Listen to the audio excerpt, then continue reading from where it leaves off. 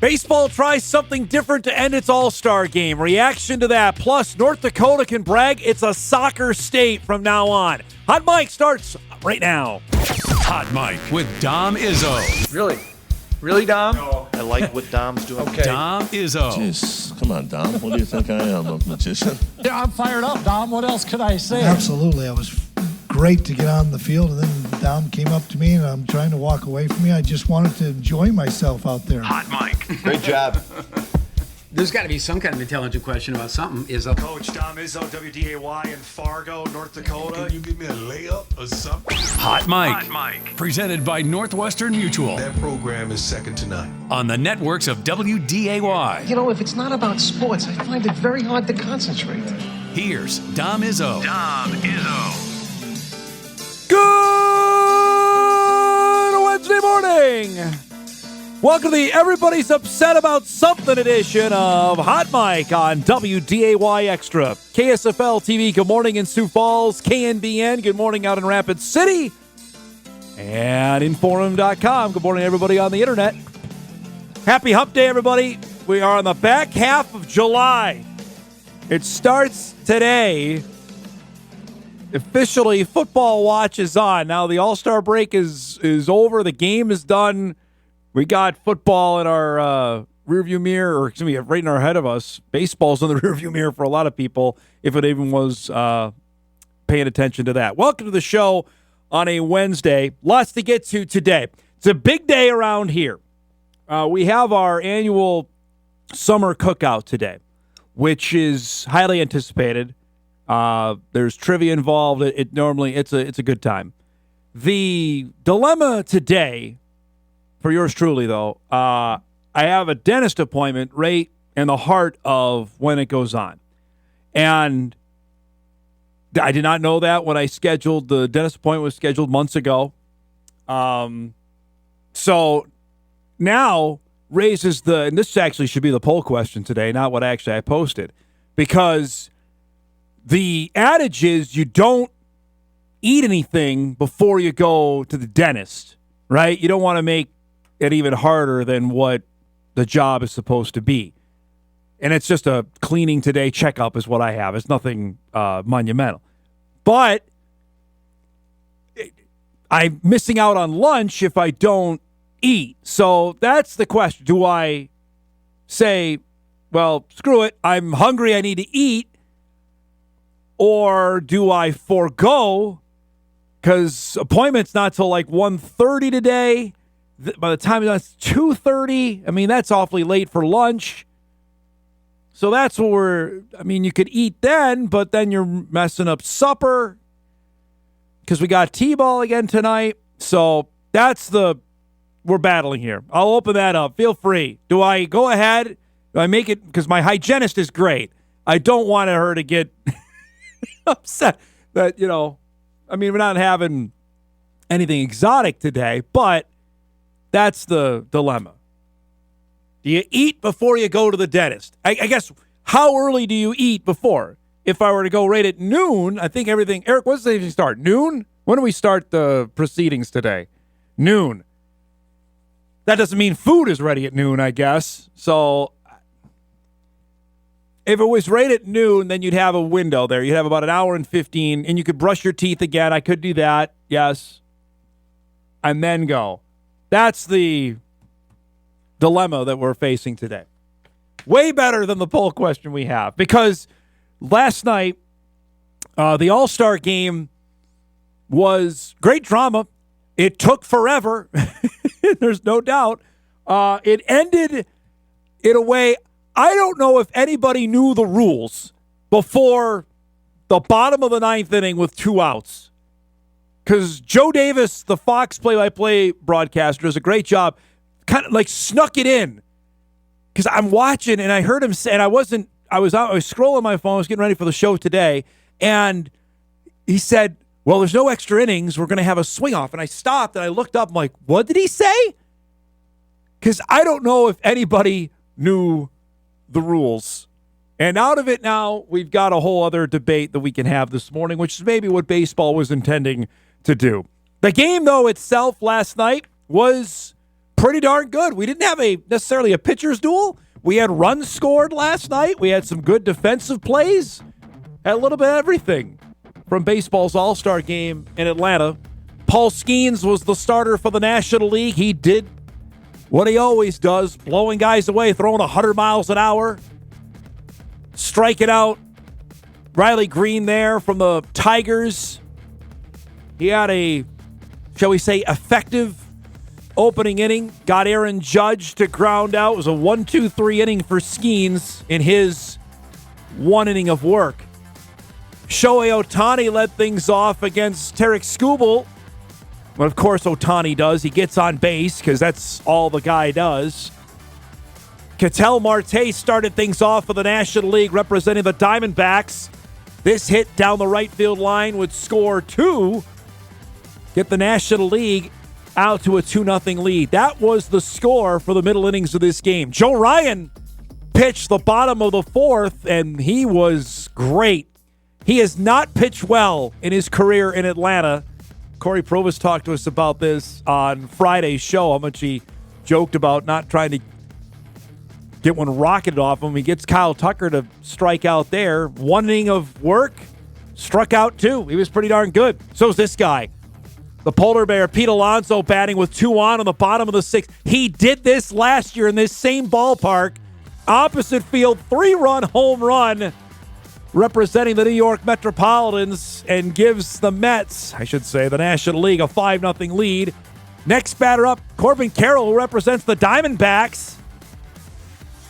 He hits a home run. National League is rolling. It's 6-0 heading to the 7th inning. Brent Rooker would change that with one swing of the bat. Why can't the Twins find players like him? 3-run home run, and it's a 6-3 game just like that. The rookie, Jacob Mizorowski, got in for the Milwaukee Brewers. I don't know if he can be The Miz, because The Miz is a WWE wrestler, but he was effective in his one inning of work, allowed 1 hit. It's a 6-4 game in the top of the 9th. With 1 out, Byron Buxton up, and Buxton delivers with a base hit, gets a double, and the American League brings the tying run to the plate, and Bobby Witt Jr., of course, what he's going to do, he goes the opposite way.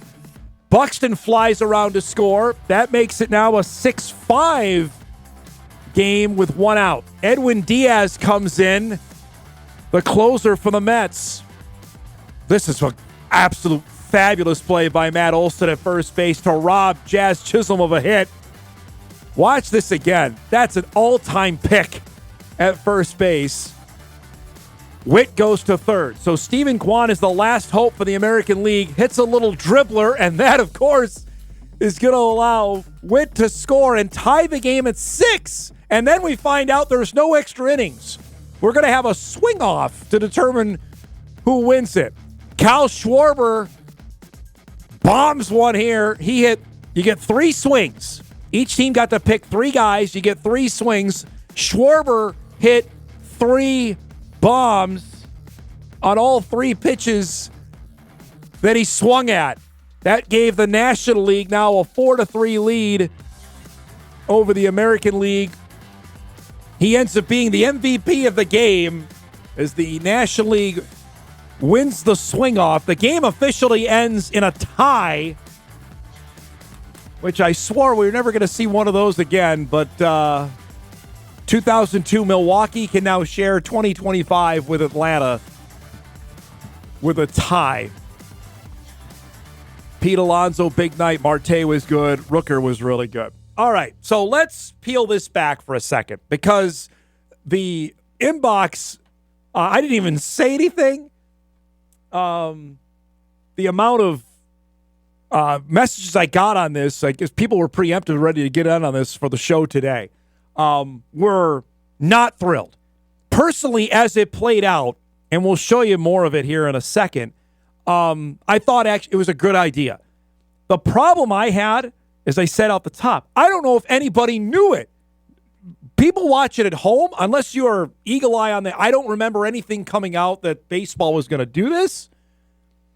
Again, it seemed like in the broadcast it was snuck in the bottom of the 9th inning, like, hey, if if the National League doesn't score, we're going to have no extra innings. We're going to have a swing off. What?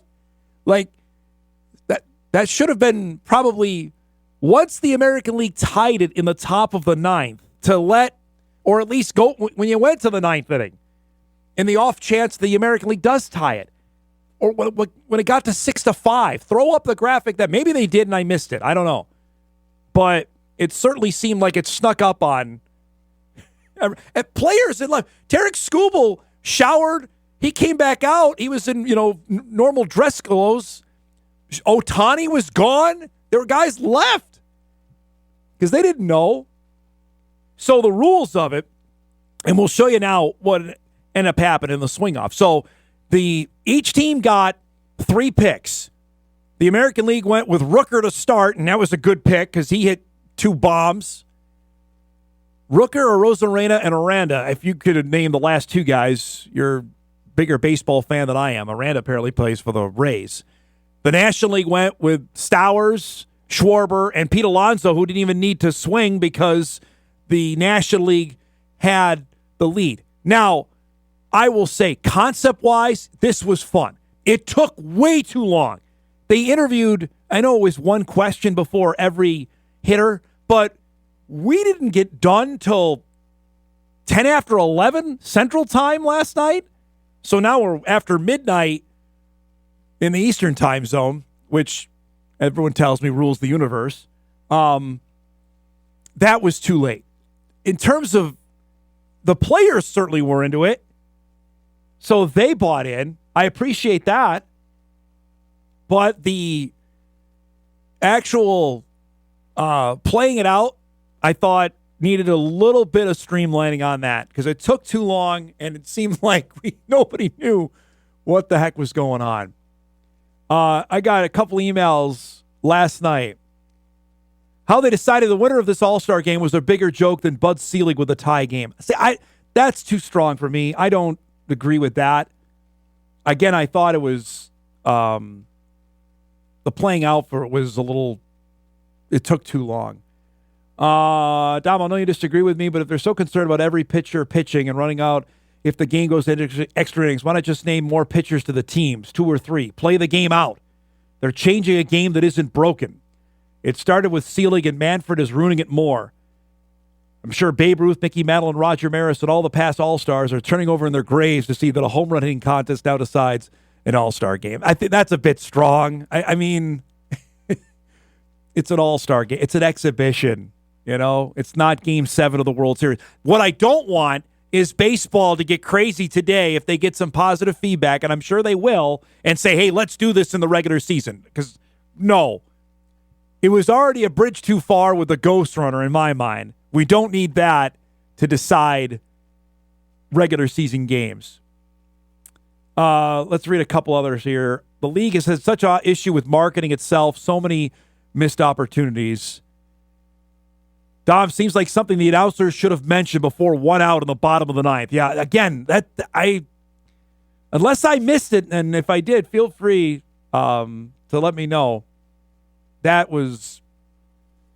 It seemed like it was just thrown on, hey, here it comes. We're doing this.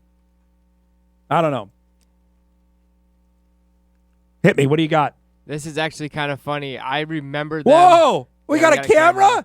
Yeah, it's a little black and white, but we'll deal with it for now. We'll fix it later. This is actually mood lighting. I like it. I remember this. Like they have said there's going to be a swing off and extra innings for the longest time. Seriously? Yes, because I remember it was like 6-4, and I remember I'm like if I told in the game they said they were going to do this. No, they didn't say this in the game. It's my memory from previous games that they said there's going to be a swing off if it's tied in the ninth after the ninth. I can't take you seriously. You look like you're you're like in the Blair like the Blair Witch Project you're in right now. We got a camera back there, though. Yeah, it's fantastic. One step at a time. There it is. That's fantastic. To me, I like the idea. Don't get crazy with it, baseball.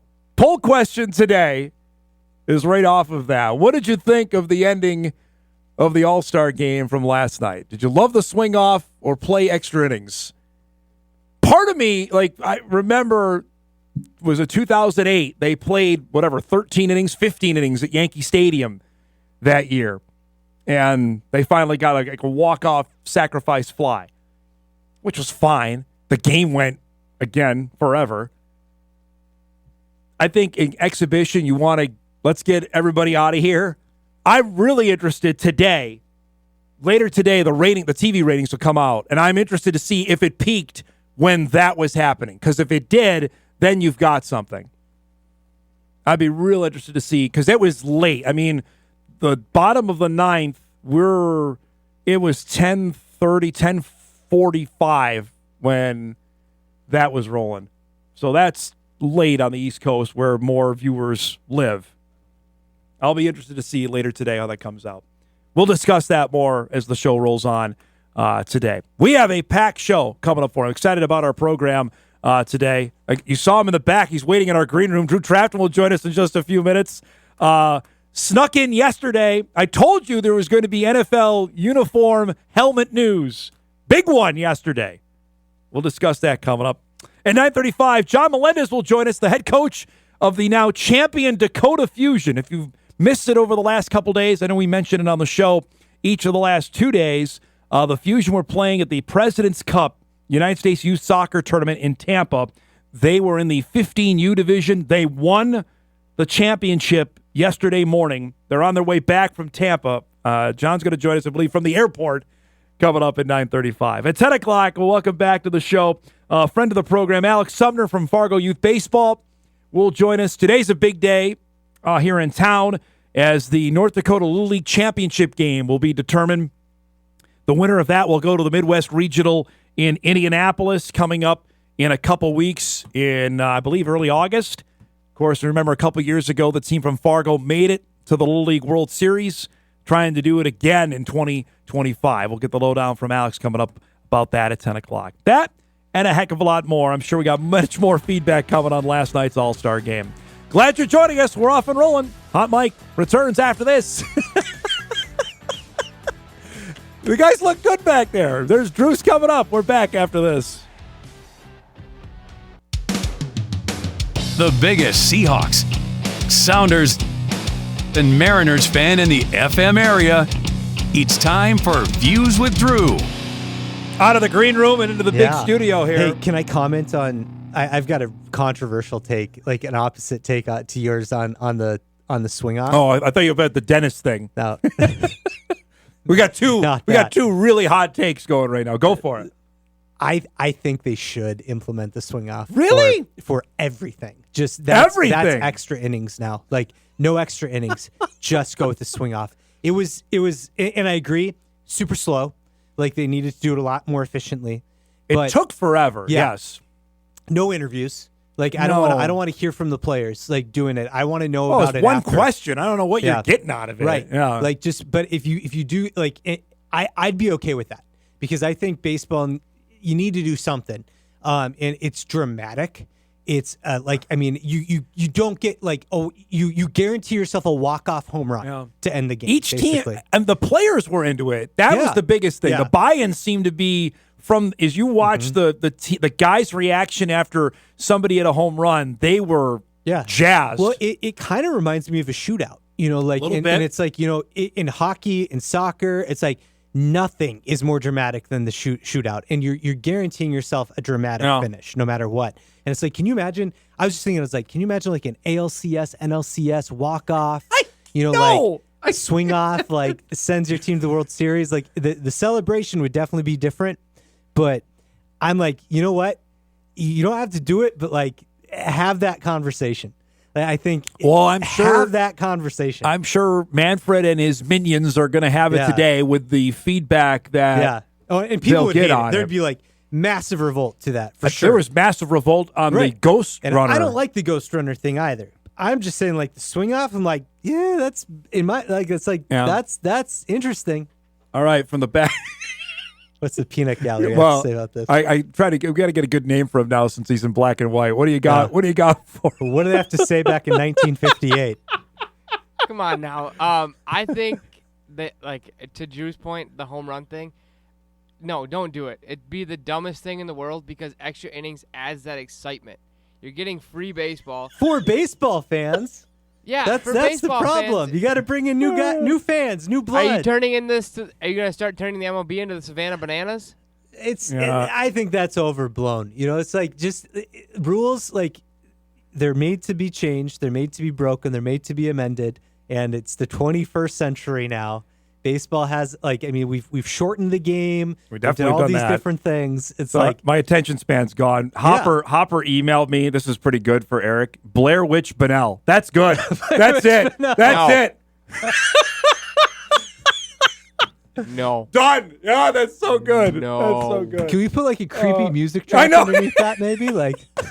I mean, if Hopper's listening, you can find one for me. Sure. Yes. Just some tones. I hear what you're saying. I hear Eric's point as well. It was good for what it is. I don't get crazy with it. That's the one thing I would worry about. I like the drama of coming up late in the game or even the extra innings on the top of the 11, come through with a base hit to score. Or I have molded my opinion on the Ghost Runner. I was not a fan of that when they introduced it during the COVID year, and then I knew that was going to stick. Once they brought that in, my old problem with last night, nobody knew about it. Right. No, for watching the broadcast, like, hey, we're going to do that. Like, what? And part of my intrigue factor that I'm thinking of is like, can you imagine the broadcasters then talking about, late if it's tied? Okay, who are they going to bring up in the in a swing off here? Like this player's available, this player's available. This guy just has played. Yeah, I just think it's like that opens a lot of intriguing doors. I think they should have that conversation.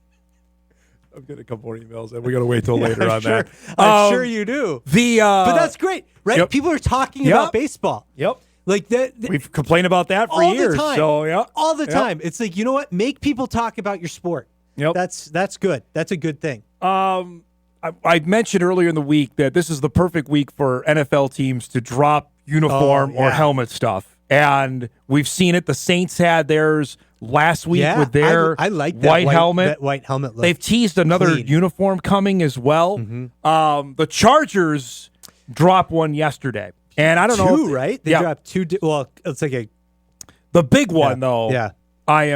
Here it is. Yeah. Because it's a mustard yellow look. And it's tremendous. Yeah. I love this. So the Chargers haven't missed on any of their uniform stuff. This is fantastic. They're far and away the best team in the NFL when it comes to uniform combos, I think. I'm not a huge fan of like yellow anything. Like when it comes to like, I think the Bison have their yellow works, like that harvest I'm telling yellow. you right now, the Bison, if they were to do this, it would look pretty darn good with a white helmet. With a white helmet. Yeah, that would pop for sure.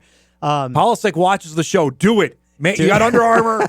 Under Armour can do this for NDSU tomorrow. Yeah, that would actually be pretty cool. Right? Yeah, that'd be a pretty cool uniform. I'm on board with this. Yeah. You're right, though. The Chargers do not they don't miss with what they do. They're really, really good and at it. their social media team is dynamic. They're really, incredible really too. good. So but it's hard with the colors that they have to make something look bad.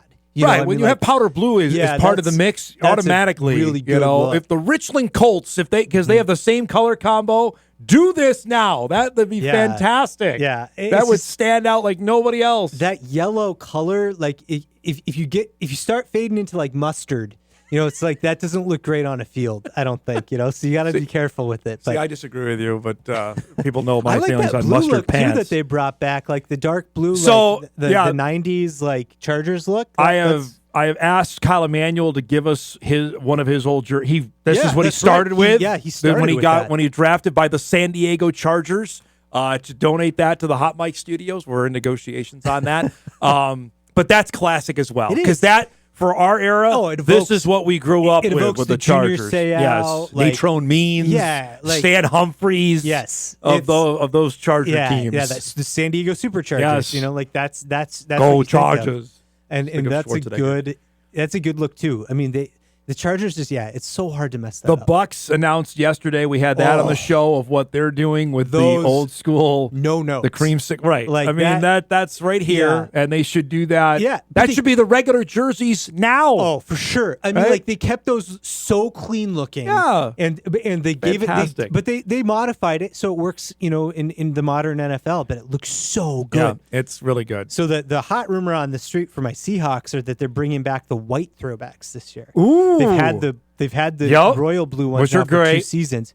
Incredible. They're going to bring back the white throwbacks with the old school helmet. Yeah, with the old school helmet. Yeah, so that's I'm like, do that. That's going to be like too bad they're not playing Tampa this year, and they could do like because both of those teams now this is their 50th season in the NFL. Oh yeah. So it's like, man, they should have done a special game or something where they could have worn those uniforms. So when you were out in Seattle last year when they announced weren't you in the team store? So 2 years ago. Was it 2 years ago? When Okay. they announced the throwbacks, I happened to be in Seattle for a Twins Mariners series, and I went over to the team. I called over to the team store the day before, because they posted the rumor or whatever that they're going to do it, and I walked over there, and they had blacked out the entire no, you couldn't see into the team store. They closed it for the day.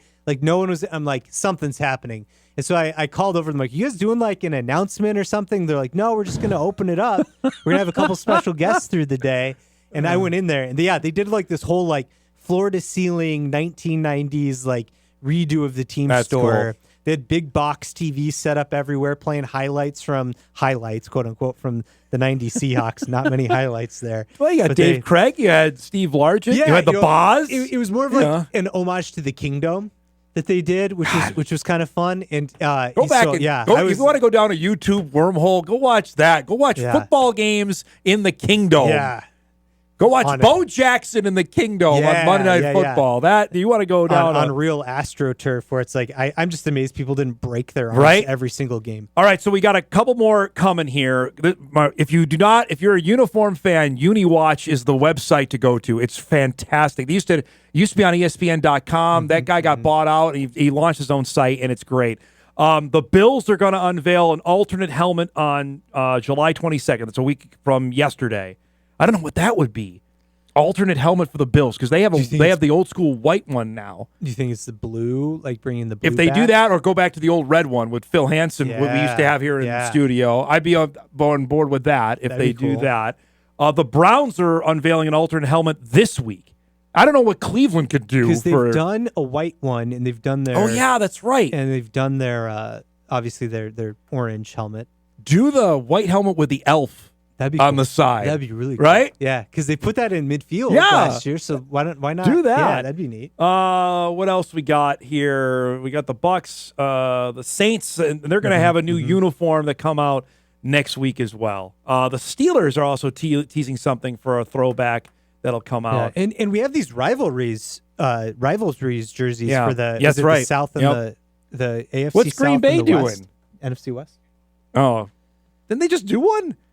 The Packers? I thought they had a helmet. Yeah. Oh, okay.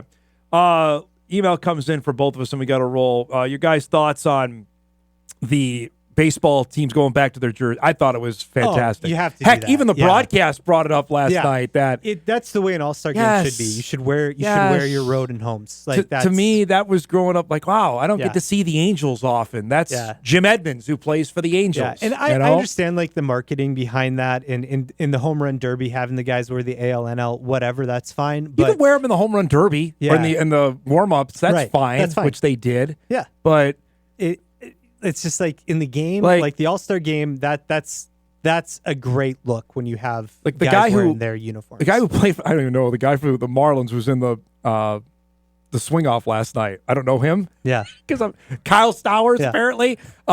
If he didn't have his Marlins, I would have no idea who he played for. Yeah. Right? Or the last guy, the Aranda guy from the Rays. Yeah. Wouldn't have known. Yeah. Okay, he plays for Tampa. Great. Wouldn't have known that if he wasn't wearing his jersey. Part of baseball's problem. Well, correct. That's intertwined on that. Get these guys some exposure. Oh, man. You know what would go viral on social media? A swing off. Oh, here we go. That's going to work. Oh, man. All right. Cal Raleigh won the home run derby, by the way. my guy. How about that? Becoming a household name, starting to. He is becoming that's to your point, we got to go. But I would hope if he's flirting with 55, 60 home runs, that people know who this guy is. Switch I hitter, hope that is the catcher. case. I mean, he's doing something. It would be bad on pretty baseball incredible. if they don't know who this dude is if he's flirting with 60 home runs by the time we get to September. That tells them you need to do something. Exactly right. Good to see you, bud. We'll see you next Wednesday, all right? Thanks and for we're going having to see you Monday in Sioux Falls, correct? You're going to be down there for Valley Media Day. I will be there. All right. Sounds good. We're going to have a party of thousands down there in Sioux Falls. We'll break. We come back. We're going to talk about Drew's favorite sport, some soccer. Yeah. Congratulations to the Dakota Fusion, right? That's a massive deal. Head coach Jon Melendez is going to join us, I believe, from the airport when Hot Bite returns. We're back after this.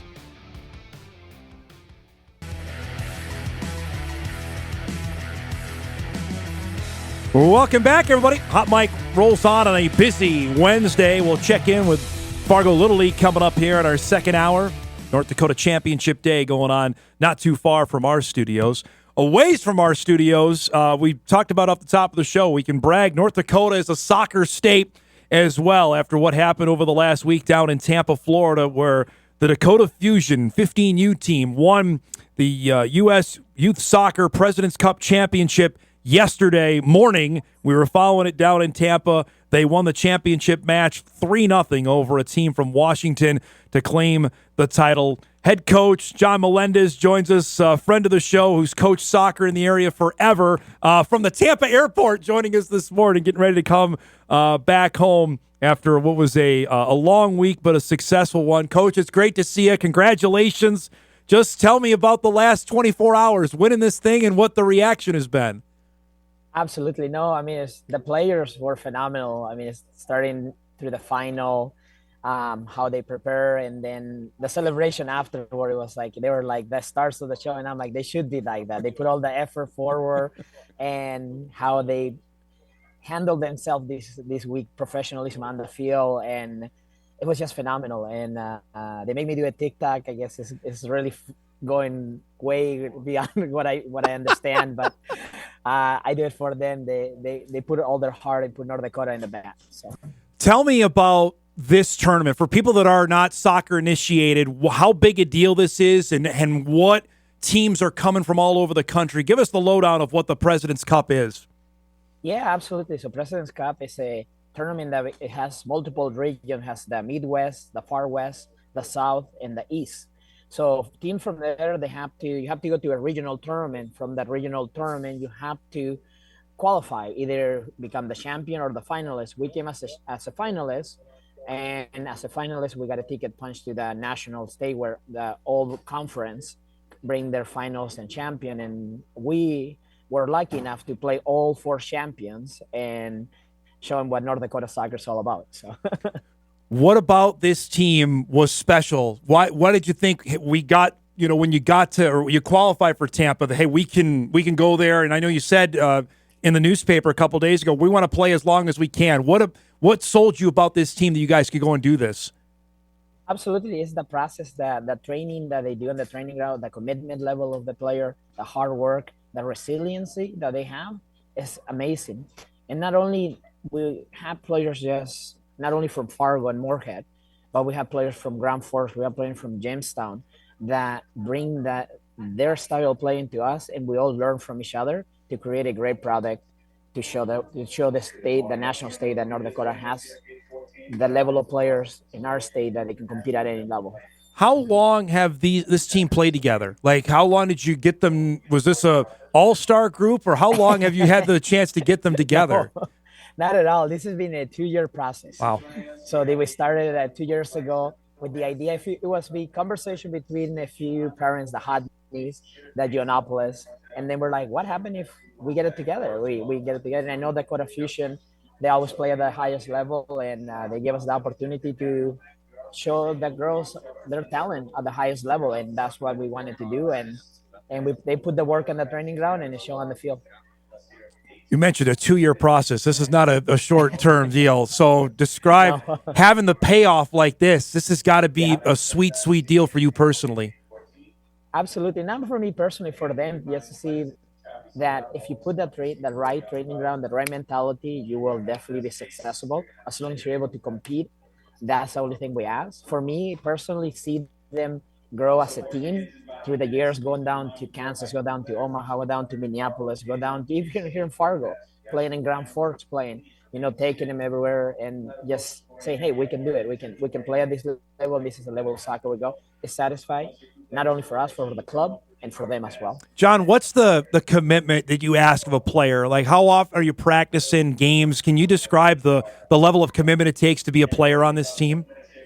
Yeah, absolutely. We train 3 times a week for about an hour. Not an hour and a half, but my hour and a half turned to 2 hours. so they're there for 2 hours. So everybody trains in the afternoon. They come. We meet here in Fargo, and we do that, and then we do travel far away. We travel. I think the farthest we have traveled is Tampa, but we have been to Las Vegas, Kansas, Omaha, multiple times just to play. So I mean, it's not just testing ourselves in the region. We want to see, can we go farther than the region and see, hey, where are we at? What do we need to do and bring it back and go back to train and fix a little things that we need to fix. So tell me the mindset going in yesterday. Did you have like a speech prepared? Did you give an ultimate rah-rah thing to get the team ready, or did you not even say anything before the match yesterday? No, we actually, the day before we did a team meeting, and the team meeting I told them, hey, we keep competing. That's our mentality.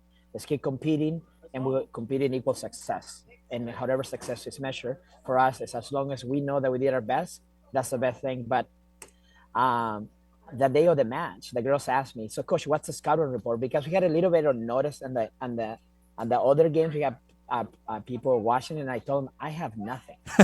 There's no like the first half was just understand how they were going to play. What do we need to do to be successful and to compete against them? So it was a lot of learning the first half, and the halftime. That's when I told the girls, this is what we need to do.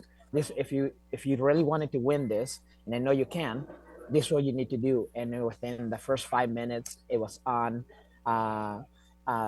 Quinn Erickson from Moorhead gets the ball on the wing and then dribble all the way down and whip it in. And Ella Bright from Grand Forks came in on a blind side, a weak side, and scored the first goal. The second goal, with dispossessing, I think we won the ball in the midfield, and then we played the ball to Taylor, and Taylor just took a shot from maybe 30 yards out, upper corner. And after that, they knew that they had the momentum, and they knew they fixed what we needed to fix, and then they went at it like we did every game during the tournament. What was going through your mind through the final seconds before the match ended? For me, it was like, we did it. They did it. They play. They perform. We show everybody that North Dakota has the talent to compete at these levels. And I was really proud of them. And I told them that when we huddled at the end, I was like, I'm really proud of you guys. From a field that sometimes is little uneven, to come and play on the surfaces that are well kept, and you show them, hey, whatever surface you put on us, we'll definitely play and show our best. I mean, I know you've coached for up here forever, so you've coached when it's snowed out, when it's rained, it's 35 degrees. To have this happen, how big a deal is this? I'll just ask for North Dakota soccer. How big a deal this happening? Can this go forward now? Oh, absolutely. I think it's the biggest thing for North Dakota, and just show that, pave the way for girls soccer, that, hey, yes, you can do this. You can do this. And Dakota Fusion is one of the venues that we can do for you. We can help you get where you want to be. If your level is the highest level, D1, D2, hey, D3, or just play high school, be on the highest level, hey, we're there for you. But don't just stop playing. Just keep playing. And that's what we want to do. Just take a chance. Tell me how much your phone is blown up. Everybody knows you up here for soccer. What's the reaction been like back here that you've heard over the last 24 hours? A lot of congratulations on the phone. A lot of like, you guys did it. One of the coaches on the club is like, we had a meeting before with the staff back at home, and they're like, Jon, are you going to bring the gold medal? You got a lot of silver. So I was like, yeah, I'm going for it. I was like, we definitely will try. So I was like, so that's the big thing. No, a lot of thanks for everybody back at home that reach out to the girls, reach out to the parents, reach out to us, just to put us in the map and say, hey, these girls deserve to be recognize what they did and be the first one from North Dakota to win the national champion at this level. And like I said, beating teams, the champions from every conference in the nation is very satisfied for them, and recognize them that their effort was not unnoticed. Soccer is hugely popular up here. You keep getting more and more kids to come out and do it. Do you feel this will get more that want to stay doing it? I guess to your point you were talking about earlier, to not just do it as a friendly recreational thing, that maybe I want to do this beyond and try high school and maybe play collegiately. Yeah, absolutely. They should strive for that. I think this will open it up, and just like for not only our girls but everybody, I think it's just showing them that yes, soccer doesn't stop because the summer is over. That we have winter facilities, we got travel teams, we got multiple clubs in the region. Hey, just join a club and tell them what you want to do, and then go for it. Last thing before I let you go, and I really appreciate the time, I don't want to make you late for your plane. You were not only coach, but you were dad this week. Tell me about that, of weighing those emotions of what the last week has been like for you. You know, my daughter, Jaden, and my daughter, Lena, were the two participants this time. And I told them, I think, after the semifinals, that I was really proud of it. It was, for me, one of those moments I will never get back. Personally, I was really grateful to have him here on the bench and on the field. My oldest daughter knows that when I'm on the field, I'm Coach Chili. And she addressed me like that, Coach Chili, what do we need to do? And after we're done training or the whistle blow, I'm her dad. And I told her, as soon as I ended, I think we had a free moment, I grabbed her and I told her how proud I was for her and that the opportunity that she gave me to enjoy it with her. So what was that hug like afterwards? Oh, it was endless between those three. My wife is my assistant, so it was like a family, just a family. Like, we did it, you guys did it. Hey, this is pretty cool. This was awesome, but I really appreciate you doing this, especially from the airport. Safe travels back home. Congratulations. Where's the trophy? Where is that at? Did you have to go through security with it, or what do you got it? Oh, so we have one copy going home. Nice. So the main trophy, the big one, goes to the USYS headquarters. That's where it stays, and our flags are there, and our picture goes there. Did you get a seat for that on the airplane, or is that you hang on to that the whole time? We just gotta hang on. We don't want to get let it go. we still are enjoying the moment. So. Oh, that's great! Congratulations, bud. Thanks so much for the time. We'll talk soon. Okay. Absolutely. Thank you very much. Jon Melendez, head coach of the Cheyenne boys soccer team, and, of course, the coach of the Dakota Fusion, who wins the USYS President's Cup in Tampa, in the airport down there. That's fantastic. Walking around with that in the airport. I don't know how you get through security with that. That's fantastic. And it's a huge deal. It really, for those that follow soccer in the area, they know it. I think for those of us that pay attention to it, cover it, that we've had good players come through. If players go play Division I that have been here in our backyard, to see the level of success here on a national level, that hasn't happened before. Not out of the state of North Dakota. It's a big deal. Congratulations to Coach Melendez and his team on what was a dominant week. They didn't lose a match in their 4 matches that they played in Florida. We'll break. We come back. Got a bunch of emails coming in on both the swing off and my looming dentist appointment and our picnic. We'll roll on. Back on Hot Mic on a Hump Day Wednesday after this.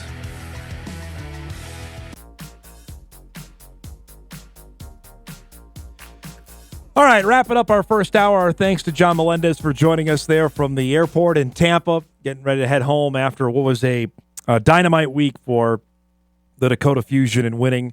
The forum listed off the entire roster, which is fantastic, to recognize the entire team. And as Jon mentioned, they're made up of players from actually each side of the river, some from Moorhead, Fargo, Grand Forks, West Fargo, and Jamestown. Some that already obviously play high school soccer as well. The age range for those, I got a couple emails on this as well yesterday. How old are the girls here? Jon told me off air between 14 and 15 years old. That covers how old the team is. And they did something that's not been done before. And that's certainly worth recognizing on our show, on news that over the last couple days, certainly in the newspaper as well. That's the definition of newsworthy, of something that's never happened before, and it's on a national side with local players, local athletes. That's the bread and butter of what we do here. So no reason why we wouldn't cover it there. Congratulations to them. That's big time. And you saw where they're playing. The games were played 7:45, 6:45 our time, which is obviously 7:45, 8:45 Eastern. For obvious reasons, they're playing it in Tampa with knowing full well the heat and humidity was coming their way. To get those games out of the way when they did was a smart move there. But congratulations to them. They'll enjoy that, and it's going to be interesting to see what comes of it. You know, I think it gets lost in the mix. Certainly, the boys play during the fall in North Dakota. The girls play during the spring. And certainly boys soccer gets swallowed up by what happens here in the fall. Football obviously grabs a lion's share of the attention. Volleyball is awfully popular as well in North Dakota, that you just don't, it's not a big deal. Minnesota, frankly, both the soccer seasons are in the fall. They play boys and girls soccer in the fall in the state of Minnesota.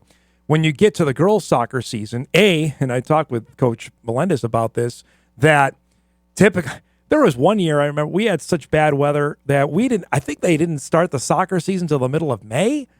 Early May, they had 3 weeks. We actually had an EDC tournament for the first time just so they get some more games in to determine who is going to go to state.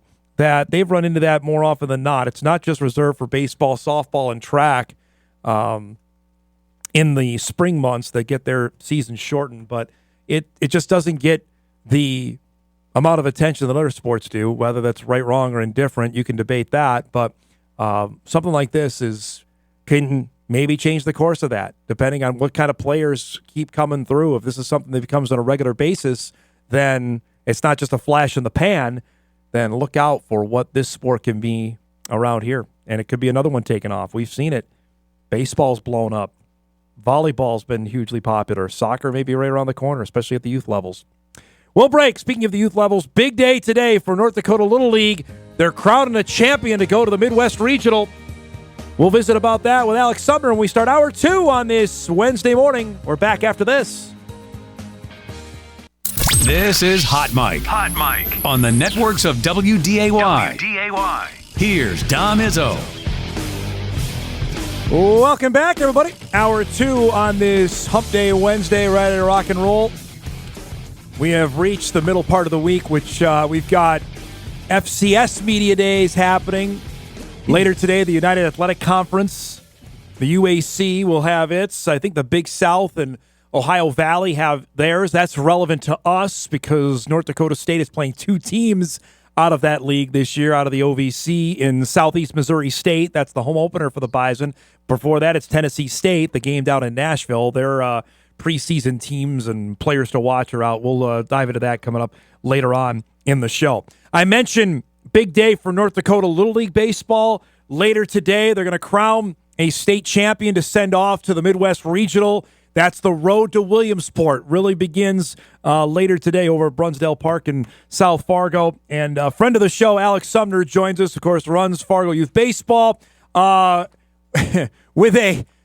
got a that's Mike Rarick. That's a vintage Mike Rarick. What is going on your Zoom here? What is this? Oh yeah. No, sorry, we are middle of the first game for today, and so my face isn't showing right now. But yeah, no, that's the original photo of Rarick right before, right for their first game in the Central Region Plains when he did it. So that is quite the pose. That is it's very stoic there. Oh yeah, very majestic. He's legend. Obviously, he was the coach of that first Little League team that nearly made it to Williamsport. Gosh. How old am I now? Was that 2017? What year was that? 18, 17? No, that's a good question. Yeah, it was. That is good. I want to say it was 17. I think this so. is my 10th year in this position, Holy so cow. they kind of all add up together. It's great to see you, bud. I know it's a busy day. Give us the lowdown of what's going on over at Brunsdale Park today. Yeah, we're at Game 3, so we started yesterday. We have Mayport and West Fargo. They squared off Game 1, and West Fargo won 2-1. And then West Fargo played Fargo, and Fargo won 7-0. and now we're in the loser out game, West Fargo and Mayport, and it's just in the bottom of the first right now. Interesting. Okay, so first off, Mayport fielding the team is a big deal because I know West Fargo have done it. Moorhead's been here occasionally. To describe that of how a team from Mayport came about.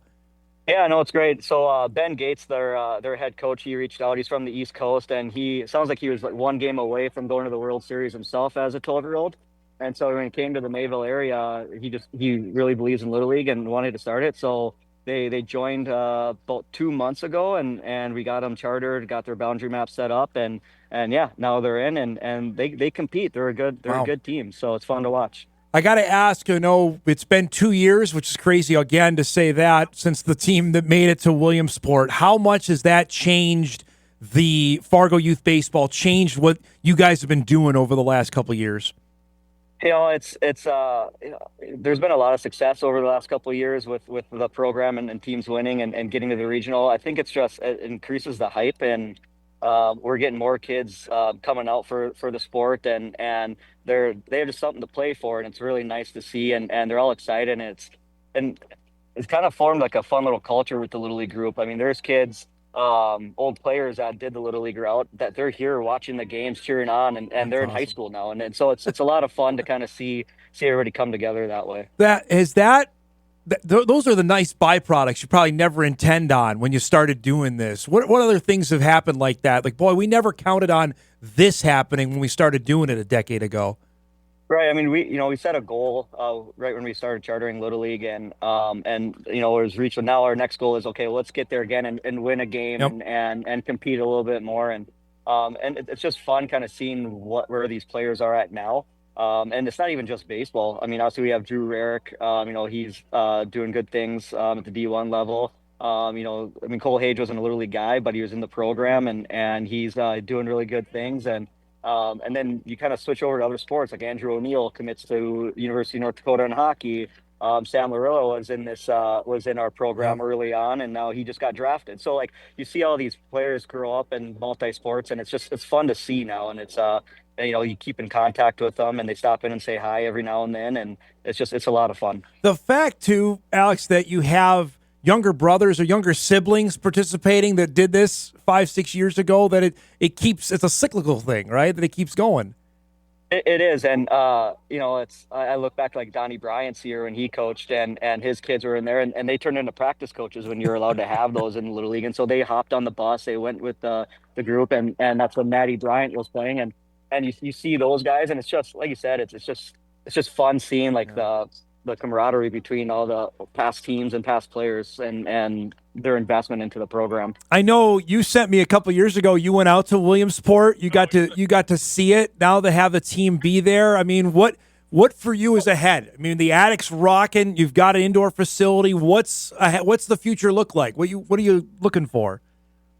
Just keeping the passion. Like build passion, build good people. And that's, if we can continue doing that, that's good. We're in hopes of turfing some fields to get more games in, and good tournaments, competitive tournaments. And so we're just kind of keeping with our process and moving on to the next step. And like I said, if we can, on the Little League side, if we can get another team there, and this team's got a good chance, if they win today, they'll compete at the regional and put up a fight chance to get to Williamsport themselves. So if we can get them there again and go back, it'd be awesome, because the Little League, I mean, that was a bucket list item growing up.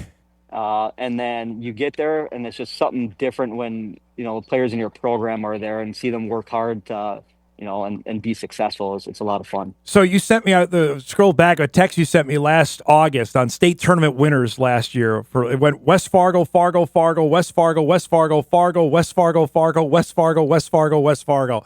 That tell us what the youth level of talent of baseball is really darn good on this side of the state right now. It is. And with West Fargo and us, we have a good, like, we help each other out. It's a good rivalry, but I'll use a word that Jeff Gould uses a lot, is frenemies. You know what I mean? And so, but we help each other out. We do a lot of things together, and like, the River Valley League we have right now. We have Cal Ripken Little League, and it's just decreases the intensity and the competition level, and everybody wants to beat each other. And so like you see kids putting more time in to get better. So it's been good. Starion Field, I know, is a special place for you as well. The Central Plains Regional is going to be there next month. To have that again, I know that's Legion baseball, but how big a deal is that for the guys that you're dealing with on a day-to-day basis to see that come back here next month? Oh, it's awesome. And like with Starion Field, just kind of being part of the whole renovation project with that, and Post 400's done a really good job of taking the field to the next level. If you haven't been out there in a while, go out, check it out. Yeah. It's beautiful. They built a deck out there. They added batting cages, bullpens. And so they're ready to host. And it's, they do a good job over there with the planning. And so it's good for the community. And again, like kind of talking about, players getting that excitement and something to play for, Legion's right there. That's their next step. And so being able to host those events in our community with the help of the Convention Visitors Bureau, things like that wouldn't happen without those partners. Yeah, I think if you were to go out there, when I remember like 15 years ago, you wouldn't recognize it what it looks like now. It's night and day. Exactly. And what's kind of fun, like with the history with it, like the other 3 fields that are out there, that's how it used to look. Yes. And then you turn it in there, and now, there's turf there. I think they have plans to turf the outfield too. So I think they're raising money for that. And,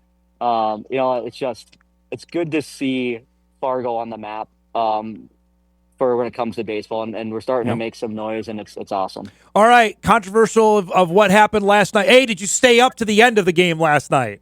I was on the laptop last night, so I didn't get a chance. I watched the first inning with my kids, and when they went to bed, I didn't get a chance. So I watched the home run derby, but I didn't see the All-Star game. So the end obviously is with the swing off of everybody's talking about this morning, because they didn't play extra innings. Instead, they did a 3-hitter swing off. What say you, baseball purist, on how they decided the game last night?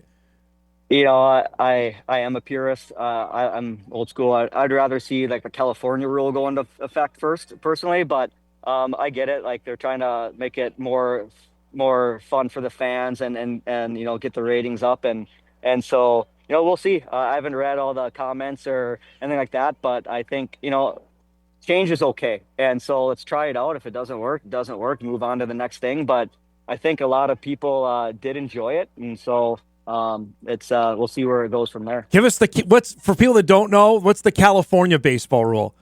You start with a runner on second, 1 out. Okay, 1 out. But, okay, 1 out. Yeah, but it's again like it's changes. Like full straight up extra innings would be fun. But I get it. Baseball gets long sometimes for people, and you have to change the rules to entice the fans.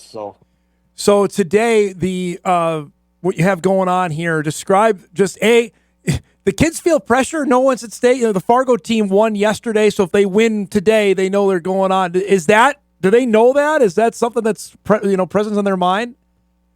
Yeah, it is. It's right there. We're in the middle of a pickle right now, so that was fun. I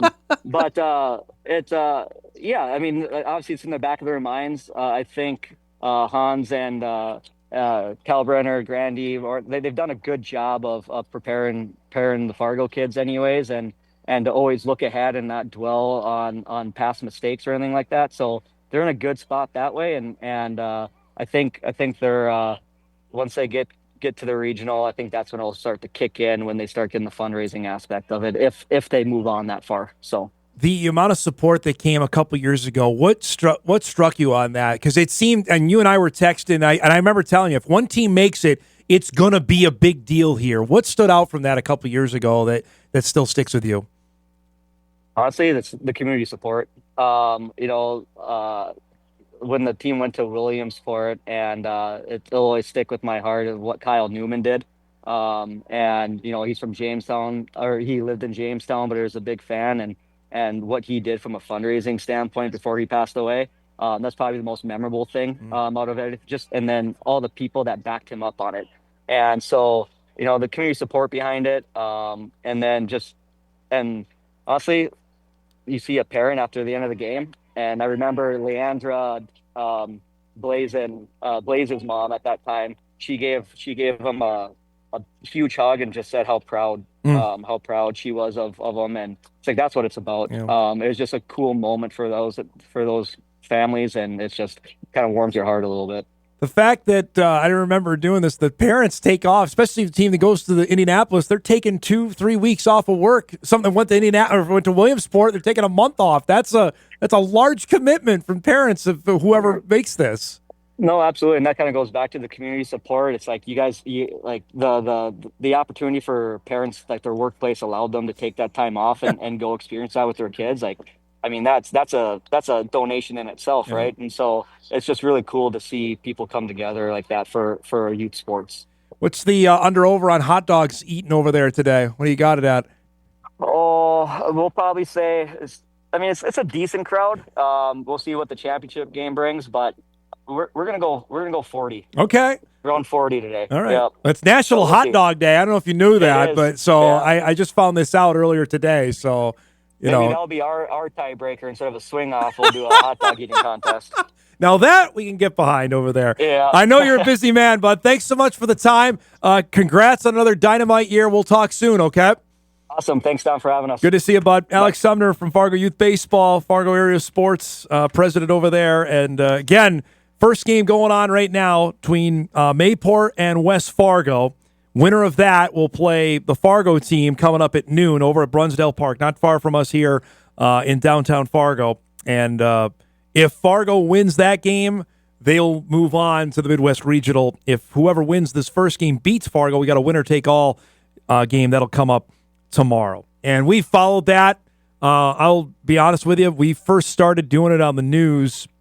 Alex told me about this, so I'm still anchoring way back in 2017.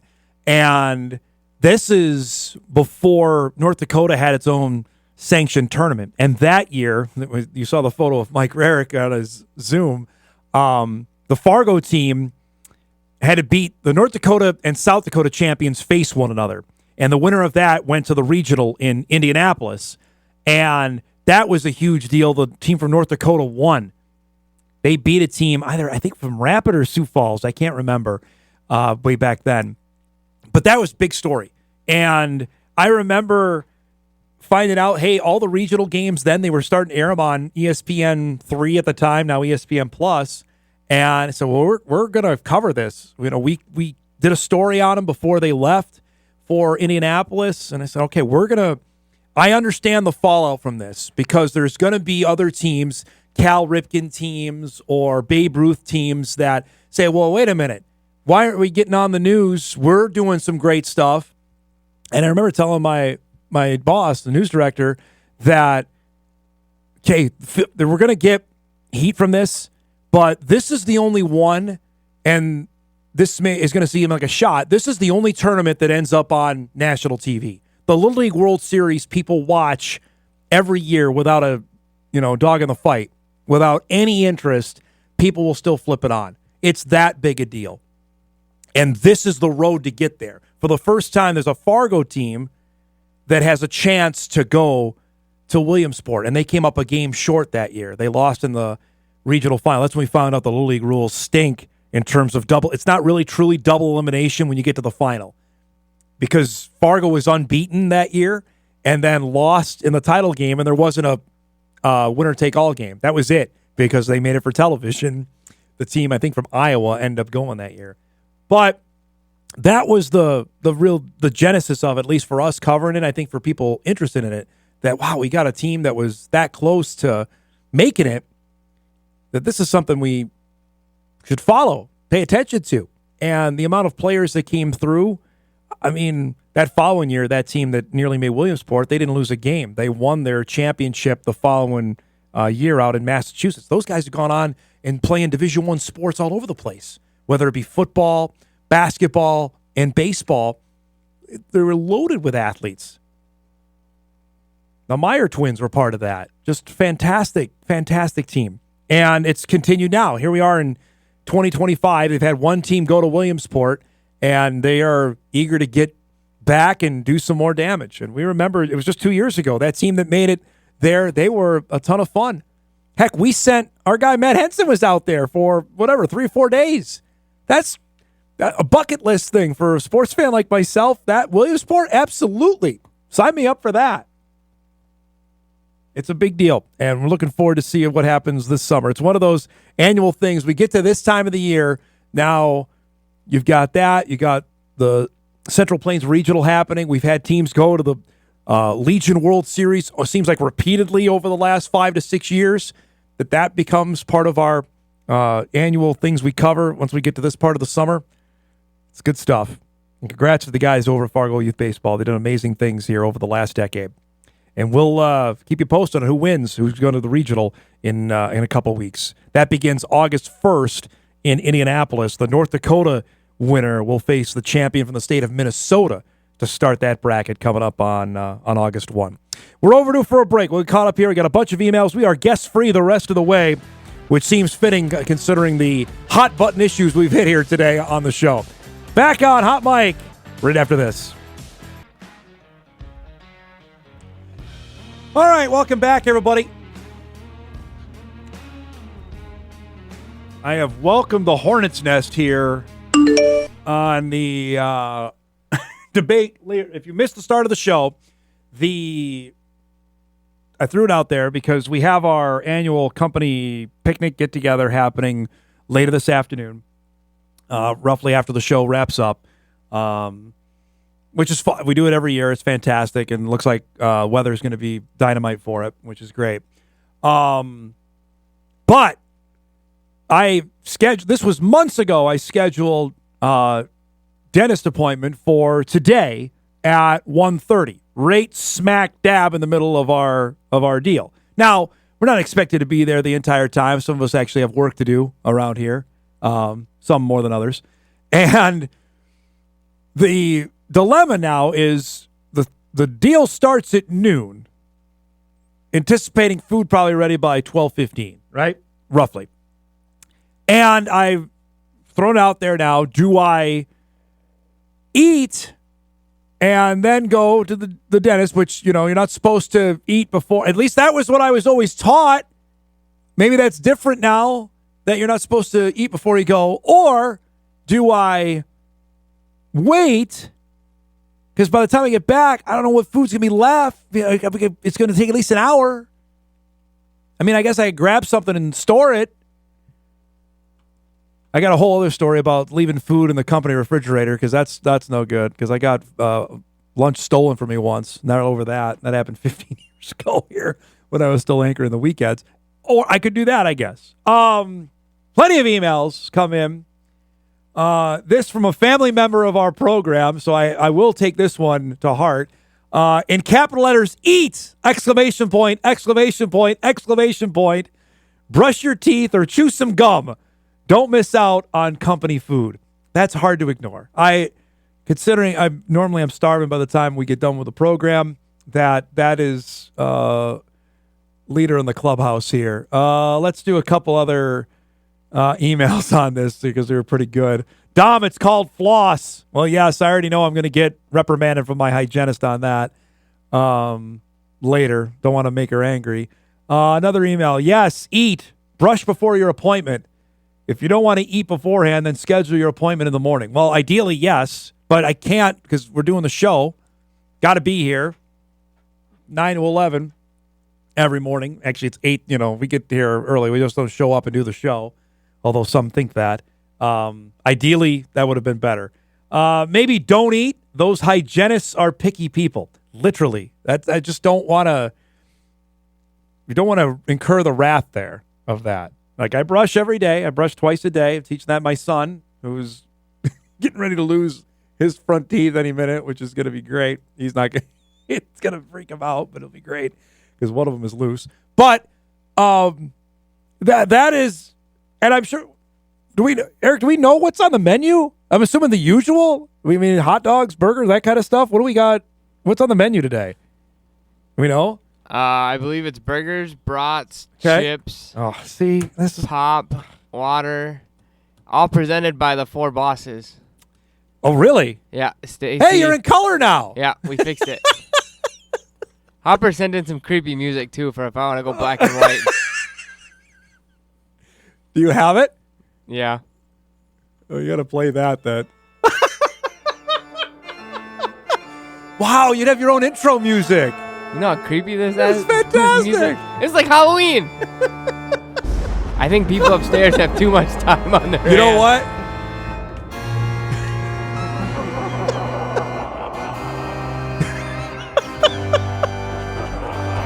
Oh, there's more. Holy cow. All right. You know what? Just a little bit of it every time you come on would probably be good. I don't know if we need the whole thing. I guess we give our outro music to break. Oh, man. Yeah. That's one way we could go about it. Anyway. Now the lights are dark and it's fine. Hey, your mic's on still. Anyway, that's good stuff. Appreciate that. Well, right now I'm tempted. I'd say 60-40 I'm going to eat. But we'll see. We'll get a few more emails on that before we break. We'll take one now. We come back. We'll dive into some college football media days. We got preseason polls coming out. All Americans are announced. This is our music to break. Hot Mic rolls on a apparently spooky Wednesday. We're back after this.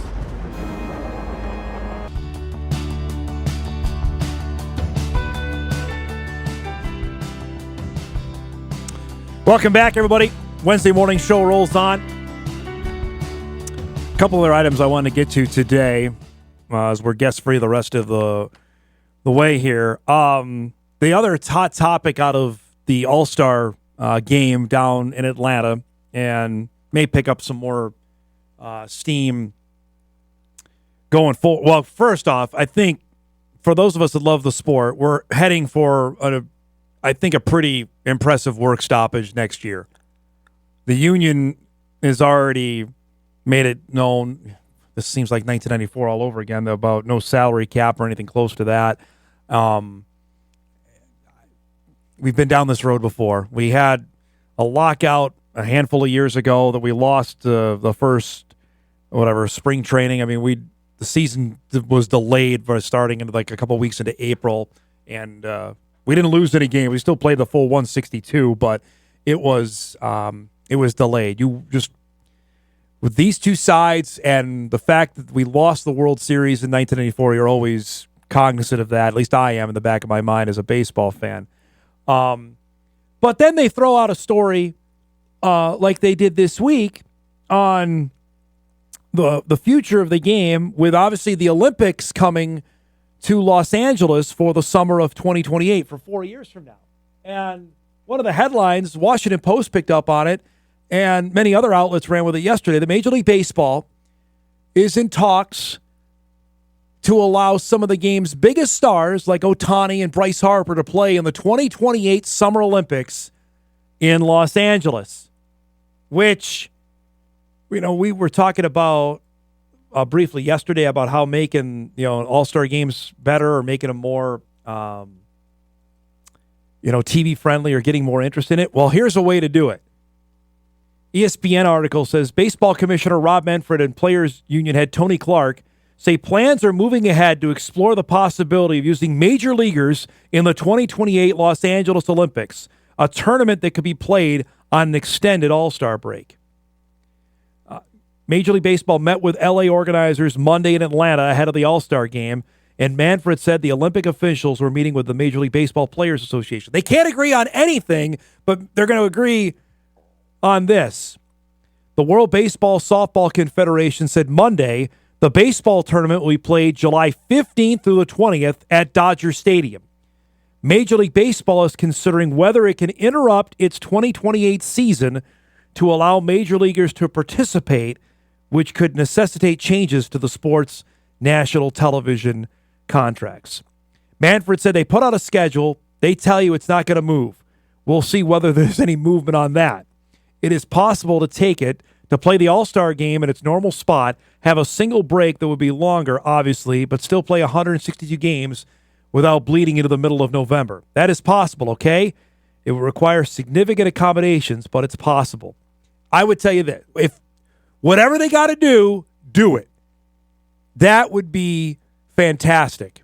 This report came out, I saw as well, from the San Francisco Chronicle, that Oracle Park is reportedly the front runner to host the 2028 All-Star Game in San Francisco. Gosh, that's a beautiful baseball stadium. If Major League Baseball players can participate in the Olympics, which makes sense. If the Olympics are in LA, you're right up the road in San Francisco to do it.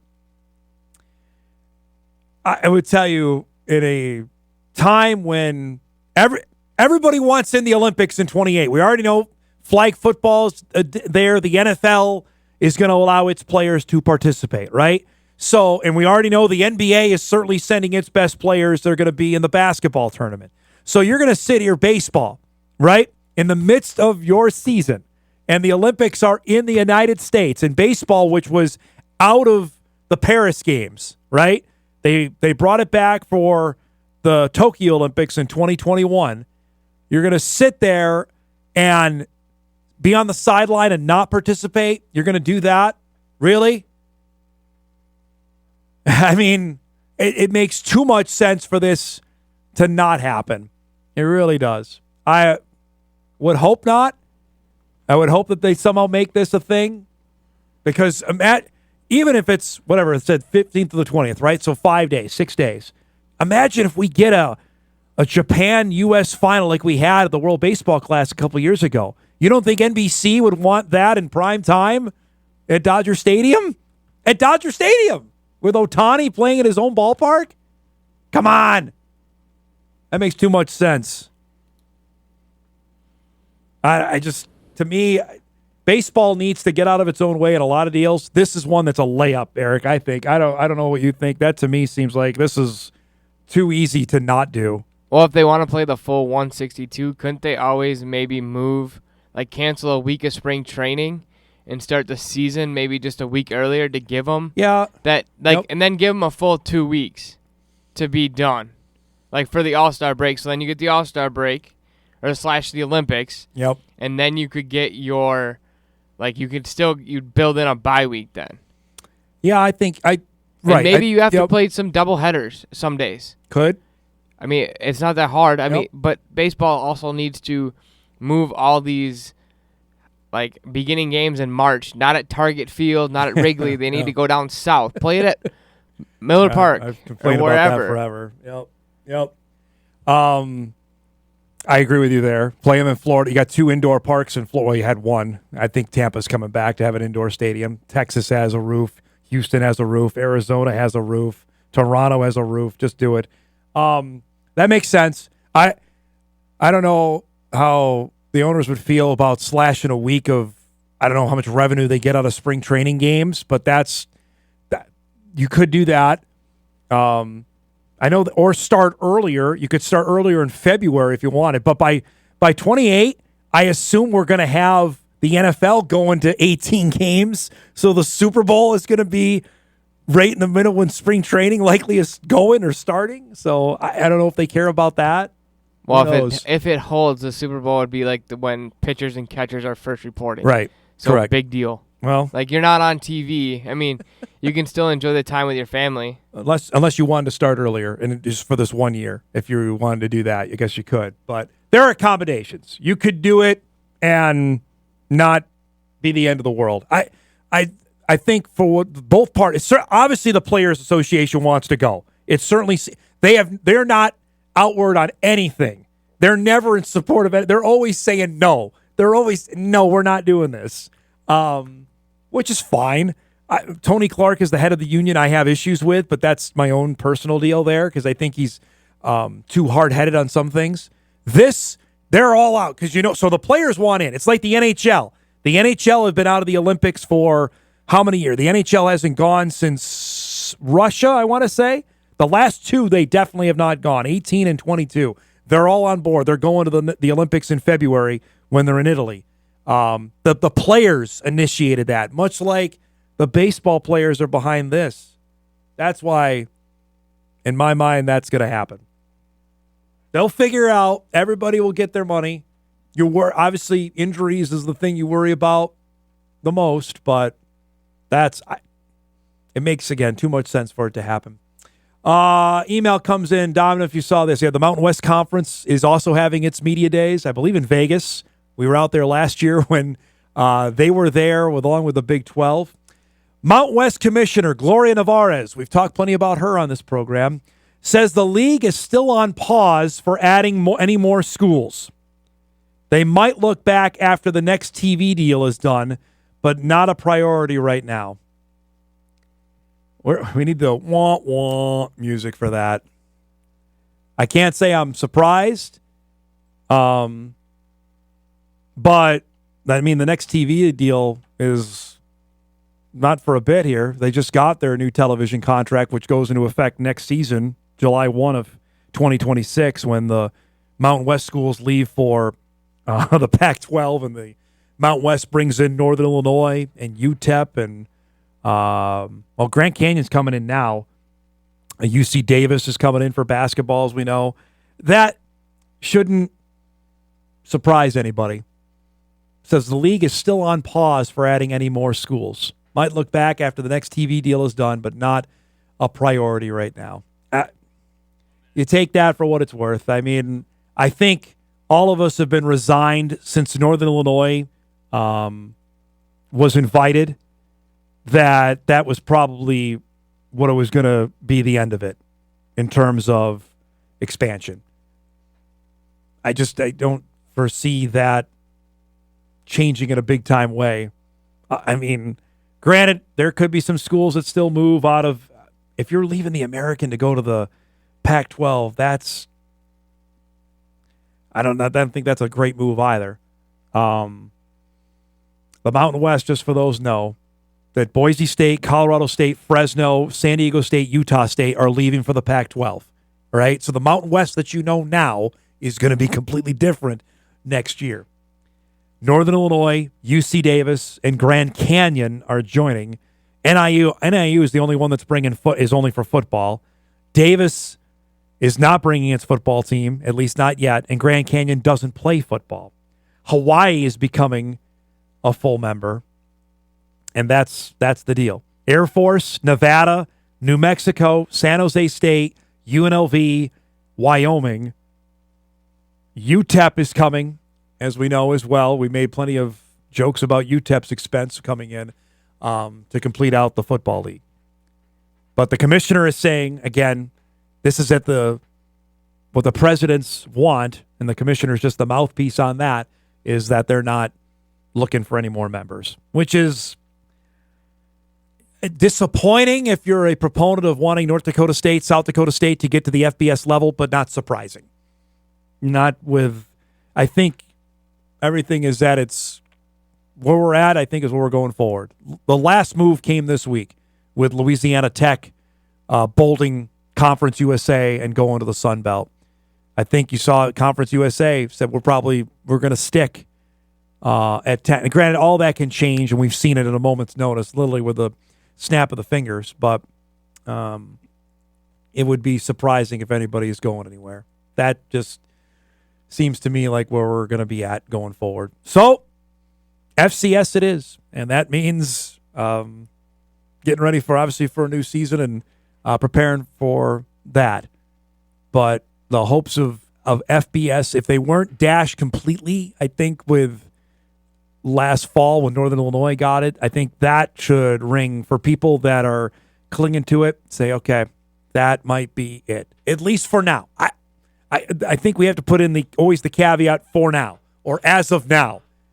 I think that's smart because anytime you try to make any definitive statements, you normally look foolish. Done that plenty of times.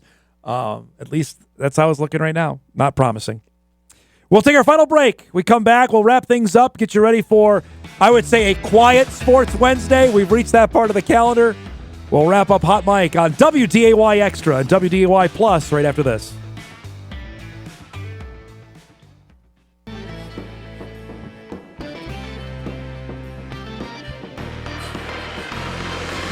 All right, wrapping things up here on a Wednesday morning. Just got this sent into the inbox, which is exciting. The British Open or the Open Championship. When did that officially change? We just started calling it the Open, which is fine. I just didn't know that it was officially not the British Open anymore. For you, what's the right word? diehards out there, television coverage.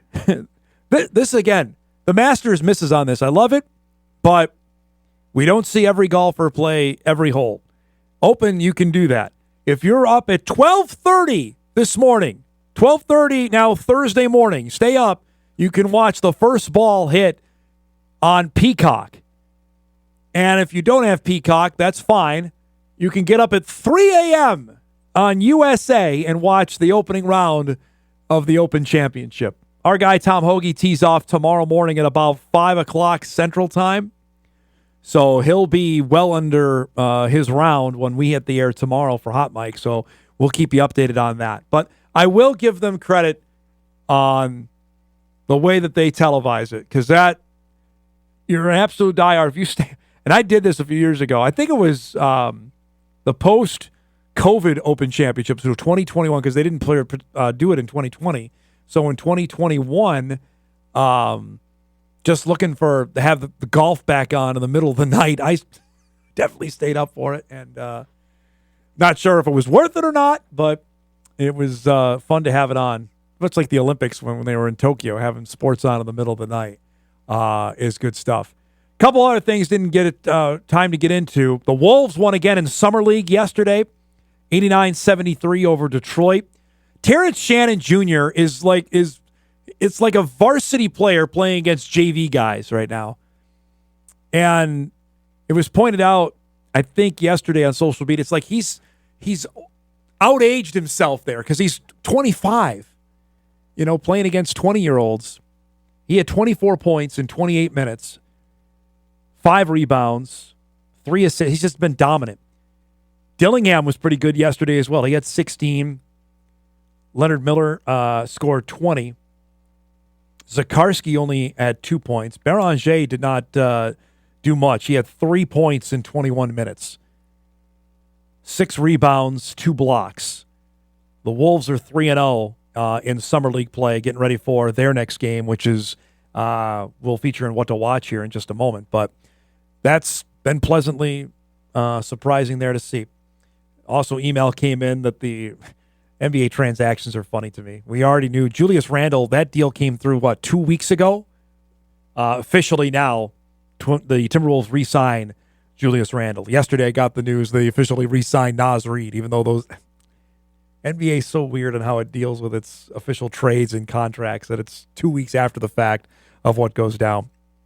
Poll question from earlier today, going back to our big topic, was the conclusion of last night's All-Star game. 70% say they love the swing off. 30% say play extra innings. I thought, again, I'll reiterate what I said at the top of the show. I love the concept of it. I just thought it took a while. Like the game ended at 10:45, and we didn't start the swing off till 10 minutes later. I understand they had to get the cage out and get who was catching and who was going to pitch. It just seemed like that took a while. That took away the momentum of it. Now, if you could have started it 2 to 3 minutes right after the game technically ended, I think that would have helped. I don't even know, in hockey, I don't watch enough hockey anymore. When overtime ends, is the shootout, I know, is not. Do they do the ice, Eric? I don't remember. Do the Zam come out and clean the middle part of the ice? I can't remember if it does that. I think anymore. they Zam for 5 minutes, just the middle part of the ice to give the players time to skate. Okay, so it's not right away. No. Okay, so it still takes a little bit. It seemed like the momentum died before they got going with the swing off last night. I don't want to see it in the regular season. I certainly don't want to see it in the postseason. For that last night, it was a cool deal. I'm on board with that. Let's do some What to Watch before we get out of here.